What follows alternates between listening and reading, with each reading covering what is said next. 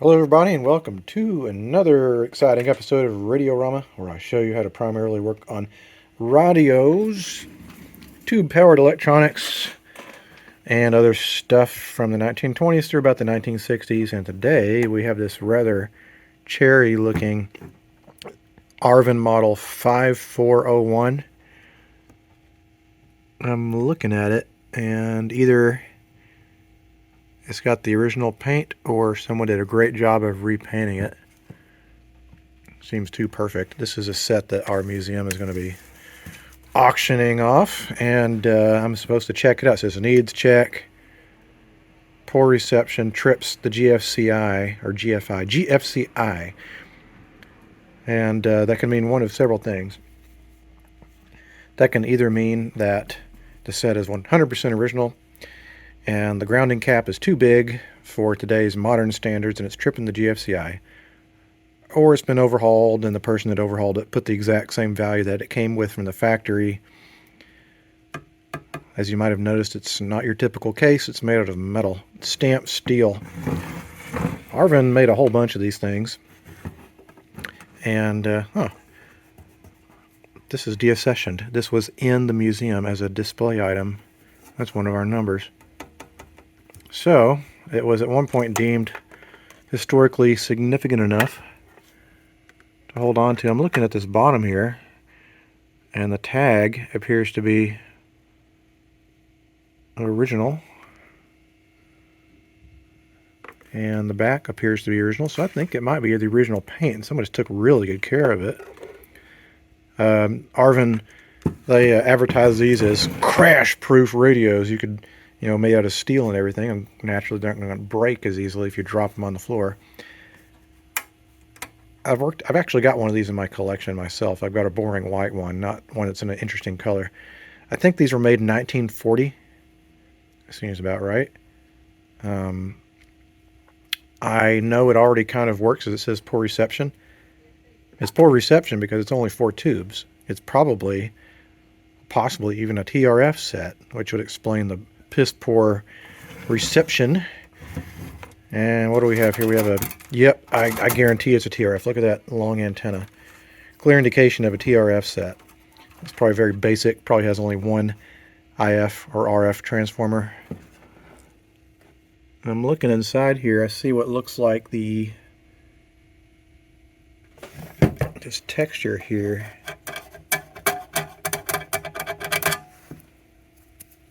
It might have been repainted. Whoever did it did a great job. Usually I can tell right away since it's been repainted. But whoever did it did a great job. I want to make sure and keep good care of this paint. So let's take the guts out and see what's going on inside. Okay, so has been worked on, and this is typical for an older restoration. The absolute minimum has been done. We've got the electrolytics have been replaced. I don't know how I feel about that. It looks like they've been zip tied to the chassis. I think I could tighten that up a little bit. It's all sleeved and everything, so at least that's... I'm not nuts about that. That's the negatives. Look how close... Like, all it would take is just to slip over there and touch that screw or something else. This needs to be either cinched up or redone. Here's the reason it was tripping. We have the grounding cap, which is a 0.05 microfarad cap with a resistor that's going to ground. It was probably on the bleeding edge and probably just barely tripped the GFCI. Looks like we have some other work done here. This is a sand resistor. It's probably from the 50s or 60s. And we got an orange drop here and a yellow mylar cap. Not a whole heck of a lot going on in this one. We've got this and 2 other caps to replace. And we'll need to replace this with a safety cap that will bring the potential for current to get to the metal chassis down to a level where it's acceptable. This is a metal case again. Now I looked at it and I'm pretty sure someone repainted it. They did a great job.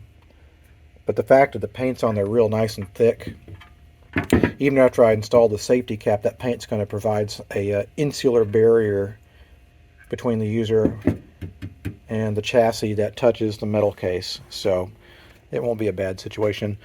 Let's take a look up on top here. It is a 4-tube set, and probably a 35Z5 for the rectifier, 5-volt L6. I'm going to guess one of these must be a 12SQ7. That had multiple sections on it for extra sensitivity. Yep, 12SQ7 and a 12SA7. So they've compensated, because a 12SQ7 has 3 different sections. Gives you just a little bit more added sensitivity there. We've got a coil form up here. We've got a 2-gang, pretty beefy looking tuning condenser there. So I think they're trying to make the best they can out of just having 4 tubes. And we have another coil form under there. And this is... that's weird. I'm guessing it serves as some sort of IF or RF function, but there's no coil going up through the top of it there. Instead, we just have connecting points to 2 wafers. I'm not familiar with that. I'm not really sure what that is. And of course, I haven't spoiled the schematic, so whatever. And we have a couple of domino mica caps. I think it still works. I mean, obviously the little note on it said works, but trips the GFCI. So what I'm going to do is I'm going to re-secure these guys. I might just zip this up and put a little glue on these negative leads here, so there's no possibility for them to touch the metal. And then work my way through these 3 meager paper caps. Probably going to be a really boring, quick video. I'm not going to add an audio input to this. I just don't feel comfortable adding those to metal chassis, because, you know, more possibility of someone getting their hands on the set, especially the switch that I would install, and getting a little bit of a tingle, which might be surprising to them. All right, welcome back to day 2, working on the little metal Arvin, and it's basically been recapped, which was not much of a job. And we have our aforementioned safety cap and safety resistor installed, and I just put a little hot glue around the leads of this electrolytic cluster here. It's not going to move anymore. What I've done here is I've got it hooked up to a ground and a GFCI outlet. And we're going to find out whether or not it still trips the GFCI. Let's go ahead and power it up. See if we've got filament. Kind of hard to tell with it being upside down. Yes, we have filament. Gonna wait for it to fully warm up. We can also see what the reception situation is. Expand and grow, and so over the housing up. Getting to the right diagnosis meant Maybe it needs a little bit of a tweak on the cans. All right, so now I'm going to intentionally short it out.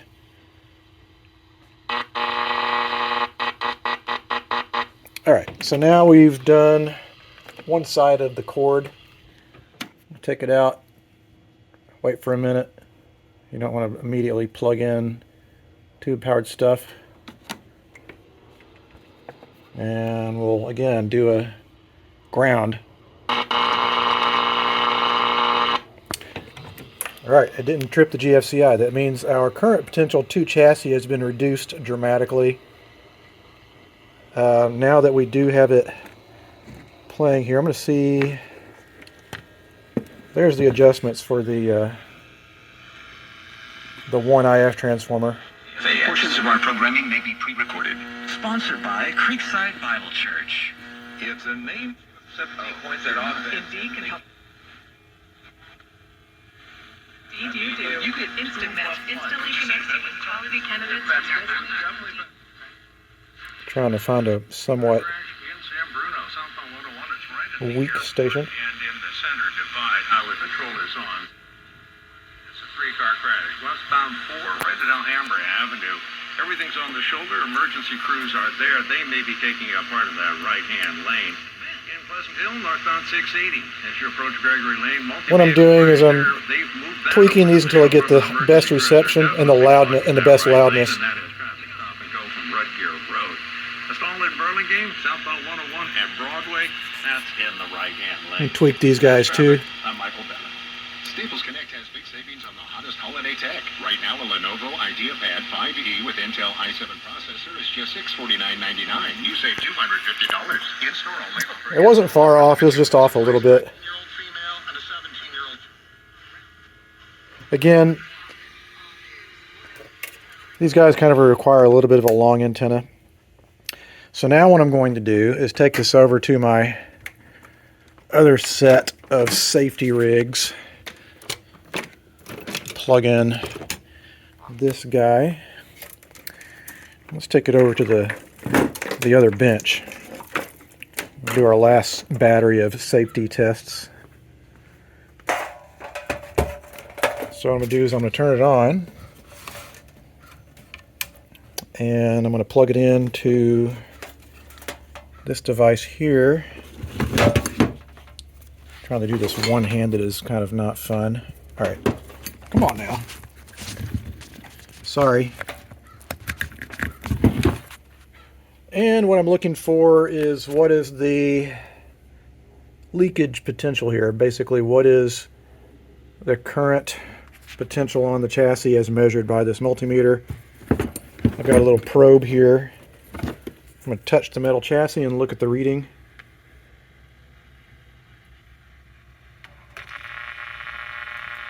And then I'm going to reverse the polarity. That's, you cannot hear that buzzing. It's obviously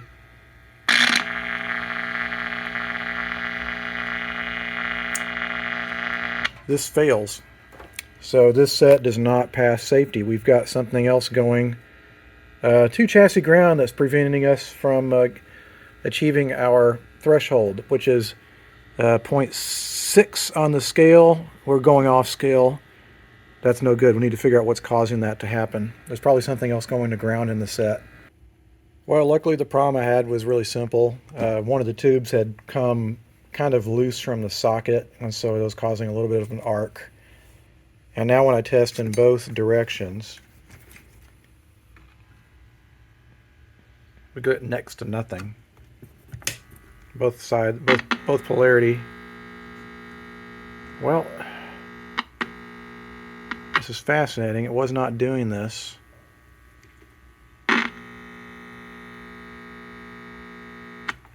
Try wiggling these tubes again.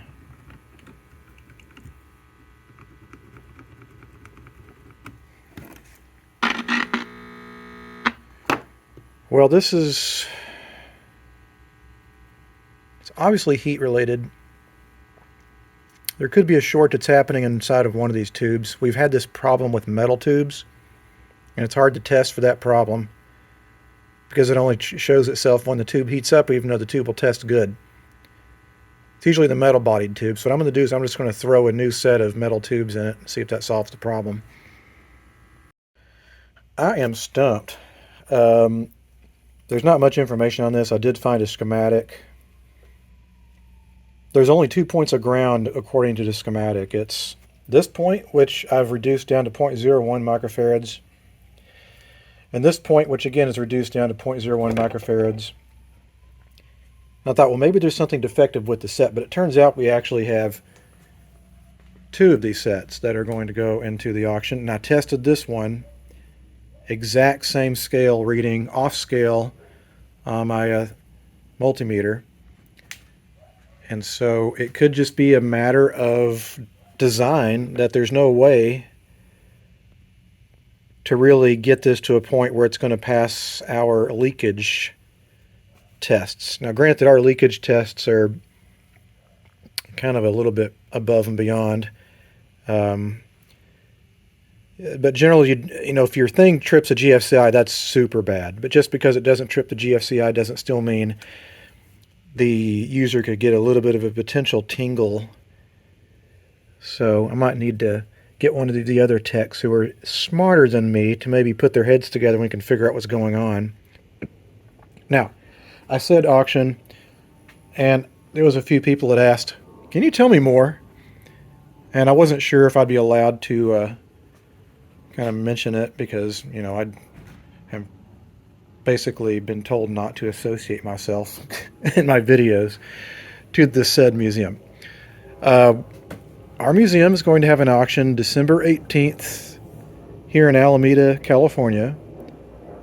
It'll be on the USS Hornet, which is a retired World War II aircraft carrier, complete with a.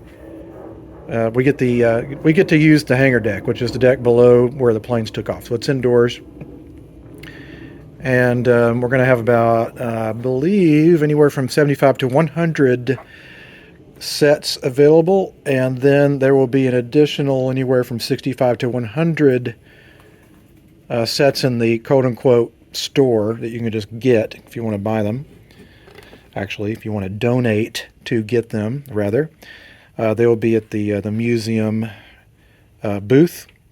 There will be live entertainment. There will be an actual radio show, complete with live actors from around the Bay Area, and they're mostly DJs that actually are on the radio, either past or present, and it'll be a great time.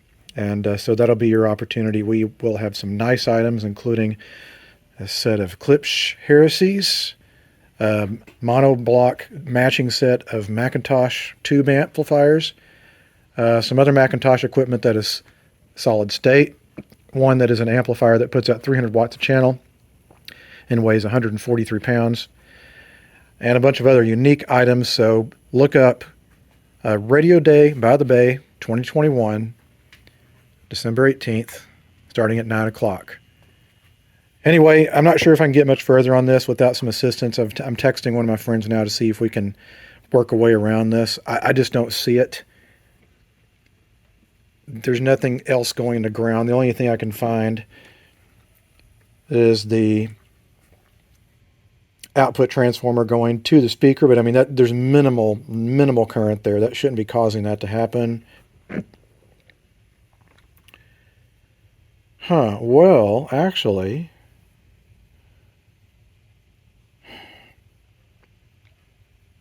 looks like one of the leads coming off this transformer is going to ground. But again, I'm not talking anything major. Actually, let's see. Is it the antenna maybe?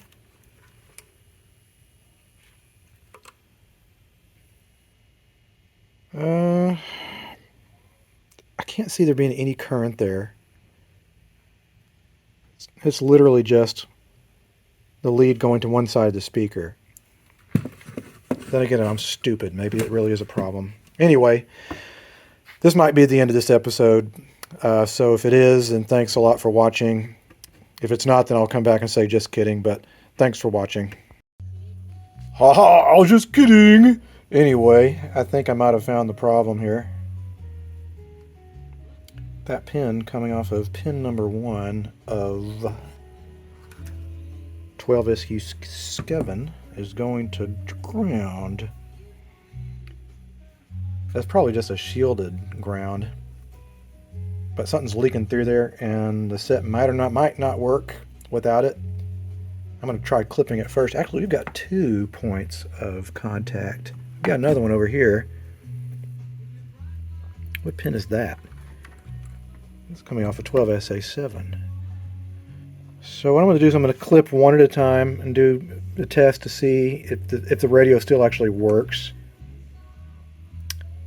And then I'll do the second one. Sometimes they'll just work fine without them. Other times you have to put caps in there. Other times you're screwed and it won't work no matter what. We'll find out. Well, that was the issue, and believe it or not, it works without either one of those ground attachments. You check this out. Previously I was reading off scale, now but basically 0.3334. Max threshold is 0.6. That's well within safety threshold there. So this set is done. I can put it back together again, and now I'll know what to do with the other one. I'm going to restore both of these sets actually, because there's not much to it. Alright, so that radio's done, and now I'm going to move over to its evil banana colored twin. And by the way, I found this in the garbage pile the other day. It's that time of year, except this looks like Satan Claus. It's basically the radio officer's news from December of 1969. Doesn't look super exciting, but whatever. So let's see what the condition of this one is. Looks like it's an equally good condition compared to the other one. That said, I think this one has actually the original paint on it. There's a lot of indicators. You got like this filth here around the grill.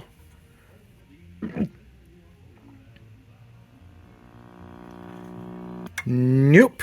Nope. This one is humming away, which probably means it's original inside. But like I said, this only has like a handful of parts in it. And probably within the next 30 minutes, I'll get it back in the shape just like this one.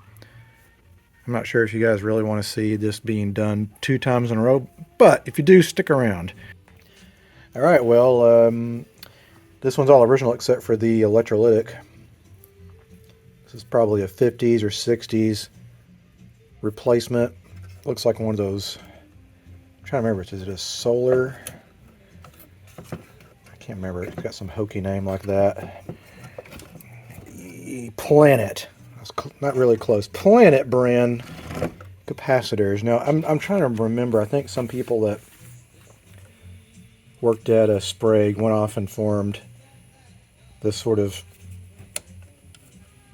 their other company. I can't remember. Some of you guys might know. Some sort of renegade capacitor company. I want to work it loose. And it, just like the other one, has 3 values. And these values don't line up with the original schematic, to tell you the truth, which is fine. I'm just going to generically put a bunch of 47 microfarad caps in there. The black is our common ground, and again, this is our safety cap. And well, it's not a safety cap. This is where our safety cap needs to go, and this resistor needs to go. It needs to be updated so that there's not the opportunity for the user to get any sort of electric jolt off of this thing. And as we learned from the previous radio, this point here and that point there needs to be removed from the chassis, otherwise it's going to fail the leakage test. Alright, well, the second little metal radio is done, and that was kind of a cinch because, you know, I did one before it and you learn from experience. And so again, we have the grounds to pins number 1 off the 2 RF tubes removed. And we have our safety cap going to ground here along with the correct resistor. The one on it originally was 330K, I believe. Again, that's too high. That's not the correct resistance level to give us the safety threshold we want. And we have our other safety cap on the other side where that too came off the switch and was going to ground. So this is going to pass specs. I'm going to do a little bit more buttoning up and put it back in the case, and we'll call both of these guys done. Alright, so I was able to power this guy up and confirm that it does pass the safety test. Do it one way. Barely registers anything. That's obviously the not the hot side. Now flip the polarity.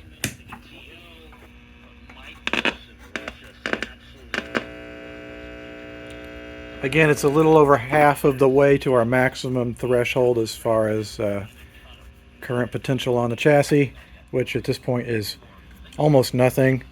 In fact, I put a polarized plug on it, so even when it's in operation, it'll be neutralized. Now, granted, you should know that if you put a polarized plug on a hot chassis, as soon as you turn it off, it's going to go hot because it's going to go through the filaments. But anyway, both these sets are now prepped and ready. Nice little matching pair here. Usually these come in white. Can't say I've ever seen them in this greenish color. Anyway, thanks so much for watching this little ditty of an episode, and until the next time that another radio comes across my bench, we'll see you next time.